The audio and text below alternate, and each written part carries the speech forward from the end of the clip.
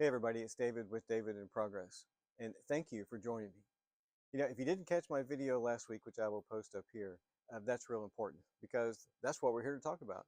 You see, last week I announced that after 27 years with T-Mobile slash Sprint, I found out very recently that my position had been eliminated. In fact, this week is my first week post layoff, so to speak. And what I want to do is that I know there's a lot of people going through the same thing that I am going through right now, or maybe you're going to go through it in the future. Regardless, there's a lot of people going through some stuff right now. And I wanted to share with you a bit of my journey of what's going on now during this time. And I actually have a lot of layoff experience, sad to say. In my 27 years of working with T-Mobile slash Sprint, I experienced no less than 24 layoff events, and in a lot of different ways. I experienced them as an employee, my work group going through some type of layoff change, and I knew that was coming. I experienced it as a leader, someone that was having to make those difficult decisions on who within my team that we would need to reduce. And then in the last several years, I experienced it in my role in HR, where I was consulting leaders and helping employees as they exited through a layoff. So a lot of experience. And with that experience has come a lot of lessons, which I now get to implement. And so for this first one, I want to talk about 4 different things that I think are very important for you to do very quickly after learning about being laid off, or you can even apply this to leaving an organization for whatever reason. I'm going to go through those 4 in this video rather quickly, and it's going to touch them at a very high level, and then I'm going to go into them a little more deeply over the next few weeks. So are you ready? So I have 4 things, and I'm going to tell you about those very quickly. They are to rest, assess, plan, and then the final thing is take action. So the first one on my 4 things to do right after finding out you've been laid off is to rest. It's very likely that you were aware that this was coming. Either there was an announcement or you heard rumors or whatever. And it's also very likely that this has been an incredibly stressful time in your life. That is a given. So the deal is done. You know what's going on. It's time to take that deep breath and rest. All the negativity, all the stress that you've experienced, it's time to take a break from it. And there's different ways to do it. Everybody copes a little bit differently. For me, my form of resting is actually heavy exercise. Just this week, I've ridden a bike every day. I've been lifting weights. I'm working to improve my diet.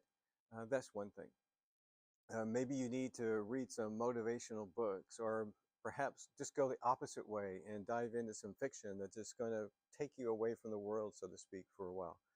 I've talked to some people that are doing things like a remodel of their house, or taking care of some, things that are broken around the house to fix. I talked to someone just the other day that hopped in a car and did a really amazing 2-week trip. The point of it all is just time to give yourself freedom to grieve, to realize that this change is not going to change, and that you're going to need to move forward soon and get that mental state where you need to be. So after you've taken a little bit of time to rest, now you can shine a flashlight on your life and do the assess. And you got to understand how this has impacted your finances, and that's kind of a big rock to look at first. How much time do you have? The next thing you might want to look at and dig in deeply, and I'll provide some resources in the video coming up, is think about, with that flashlight shining on yourself, did you have a job or did you have a career? And there's a difference. If you just had a job, then it's not that important what you do next. You can just get another job. If you had a career, something that you really liked doing and you'd like to continue doing, it's a good time to really dig into what really was that career. For example, I've supported call centers where people call in. You might think of it as a job. I take calls, I work at a call center, but in a way, it's a career. You could be a customer service professional. So that's that mindset. And there's tools and assessments you can do to help you with that. I talked to a lot of people when I was working through severance events that decided to become an entrepreneur. They had that dream out there that they wanted to start a business and go out on their own. This is a good time to assess, is that a reality? And then you want to look deeply into yourself, and I call this the why, the what, and the how. We'll get to that later. But what are your skills and what are the things that you can bring to a company or to an organization? Kind of where do you fit? And there are a bunch of tools to do this. And I'm going to get this into a later video. So you've rested, you've assessed, and now is to get down to the nitty gritty and plan. So you don't have a job. What are you going to do next?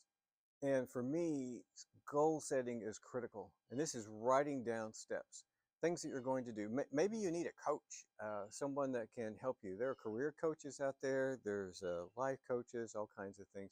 You might need that second voice to help you with setting up this plan. Once you figure out where or what your career is and what you want to do, you want to write out a list of target companies in your area, or maybe it's a time to move, but write out a list of target companies that you want to go after. You may want to network with your contacts. Often your best advocate are people that know you very well, and you'll be surprised, I think.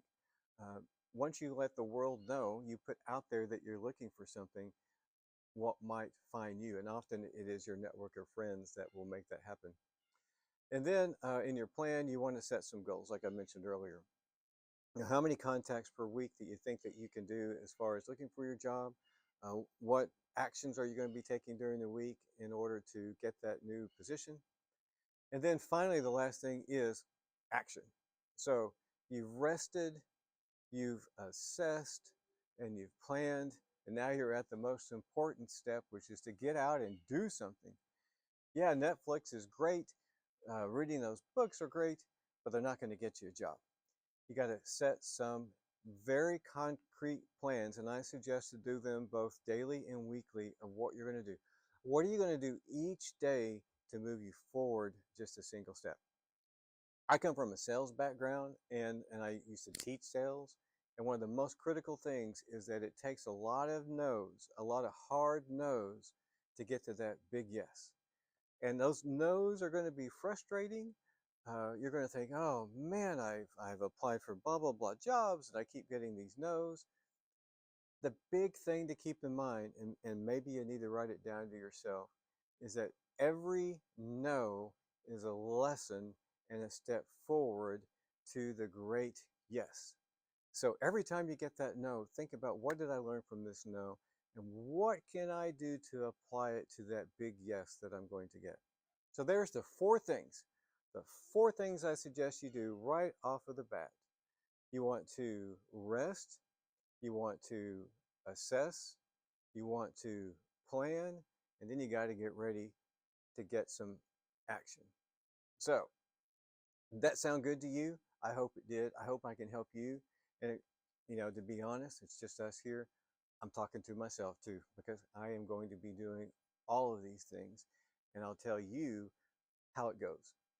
Down below, I'm going to place a link to some of initial resources that I think you might find helpful. But most importantly, I just want to thank you for coming by. I also would like to hear from you. If you think about those four steps, put in the comments things that you're doing, how you're feeling now, and what your plan is to move forward. So that's it for now. Thank you for watching. I'll catch you very soon as we talk about that first step.